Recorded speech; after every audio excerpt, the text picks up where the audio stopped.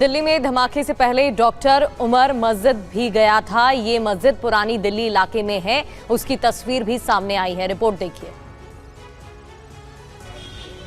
Doctor Umar Mohammad उर्फ उमर नबी धमाका करने से पहले दिल्ली की फैज़े इलाही मस्जिद में गया। ये मस्जिद रामलीला मैदान के कोने में तुर्कमान गेट के सामने है। इस मस्जिद में तबलीगी जमात का काम होता है। उमर इस मस्जिद में करीब 10 मिनट से ज्यादा वक्त तक रुक रहा, जिसके बाद वो लाल किले की तरफ आया। माना जा रहा है कि डॉक्टर उमर ने नमाज अदा की और फिर किसी से मुलाकात भी की। हालांकि डॉक्टर उमर को लोकल सपोर्ट से एजेंसीज इनकार नहीं कर रही और इस दिशा में भी जांच हो रही है। मस्जिद से जुड़े कुछ लोगों से पुलिस ने पूछताछ भी की है। ये जानने की कोशिश की जा रही है कि उस वक्त मस्जिद या आसपास के इलाके में कौन कौन मौजूद था। पुलिस के पास डॉक्टर उमर के करीब 50 जगहों के सीसीटीवी फुटेज हैं। यानी डॉक्टर उमर जब फरीदाबाद से दिल्ली में घुसा, उसने दिल्ली के कई इलाकों के चक्कर लगाए। एक एक लोकेशन को खंगाला जा रहा है। दिल्ली पुलिस की मैपिंग के ही हिसाब से दोपहर 3 बजे से पहले उमर ने दिल्ली की कई जगहों पर गाड़ी घुमाई। दोपहर 3:19 पर सुनहरी मस्जिद पार्किंग स्थल पर अपनी कार लेकर पहुंचा और उसके करीब 3 घंटे बाद लाल किले के पास विस्फोट हुआ। और वहीं दिल्ली कार ब्लास्ट में विस्फोटक का कोड वर्ड शिपमेंट और पैकेज था। यह जानकारी आतंकवादियों के मोबाइल से मिली है। दिल्ली में लाल किले के पास हुए धमाके को लेकर कई तथ्य सामने आ रहे हैं। ये आतंकी विस्फोटक के लिए कोड वर्ड का इस्तेमाल करते हैं। आतंकी विस्फोटक के लिए शिपमेंट और पैकेज कोड वर्ड इस्तेमाल कर रहे थे। ये जानकारी फरीदाबाद से गिरफ्तार आतंकी डॉक्टर मुजम्मिल की डायरी और मोबाइल फोन से सामने आई। सूत्रों के मुताबिक आतंकी विस्फोटक पदार्थ को कोडवर्ड में शिपमेंट कहते थे। इनका एक और कोडवर्ड पैकेज भी था।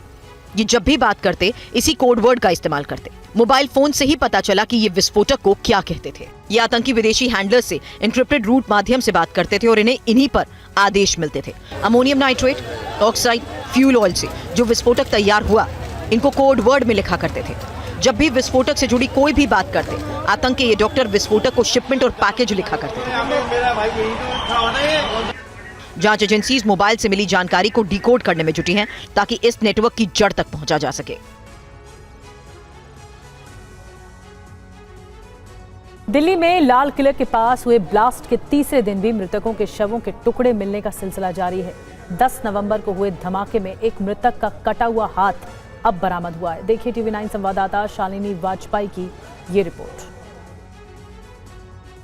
लाल किले के पास हुए ब्लास्ट की वो तस्वीर कितनी भयानक होगी, उसका अंदाज़ा इस बात से लगा सकते हैं कि आज तीसरा दिन है। आज तीसरे दिन भी एक जो हाथ का टुकड़ा है वो देखेंगे यहाँ पर पड़ा हुआ है। तो इंसानों के चीथड़े कैसे उड़े थे उससे ये अंदाज़ा लगा सकते हैं, क्योंकि 500 मीटर की दूरी है यहाँ से और 500 मीटर की दूरी के बाद भी वो देखिए, वो आप जो छत देख रहे हैं वो उसके ऊपर वो हाथ का टुकड़ा एक पड़ा हुआ है। तो कहाँ कहाँ इंसानी शरीर के टुकड़े पहुँचे, कैसे बिखर गया एक एक टुकड़ा, वो आप देख सकते हैं। और एक के बाद एक जो सीसीटीवी फुटेज जो आ रही है उसमें भी पता चल रहा है कि वो मंजर कैसा था, वो कितना भयानक था। कैसे लोग जो हैं वो कैसे चीखते हुए बिलखते हुए लोग दौड़ रहे थे हर तरफ, क्योंकि जैसे ब्लास्ट हुआ तो कुछ समय तक तो लोगों को समझ में नहीं आया कि आखिर ये था क्या, क्योंकि बहुत लंबे समय तक तो लोगों की यही समझ में ही नहीं आया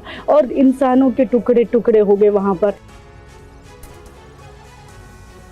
आखिर दिल दहला देने वाली तस्वीरें सामने आ रही हैं। दिल्ली धमाके में शामिल डॉक्टर मुजम्मिल अंसार गजवातुल हिंद से प्रभावित था, ये पता चला है। 2021-22 के दौरान अंसार गजवातुल हिंद से ये प्रभावित हुआ। उमर के लगातार संपर्क में था मुजम्मिल और शाहीन का भी खास कनेक्शन सामने आ चुका है।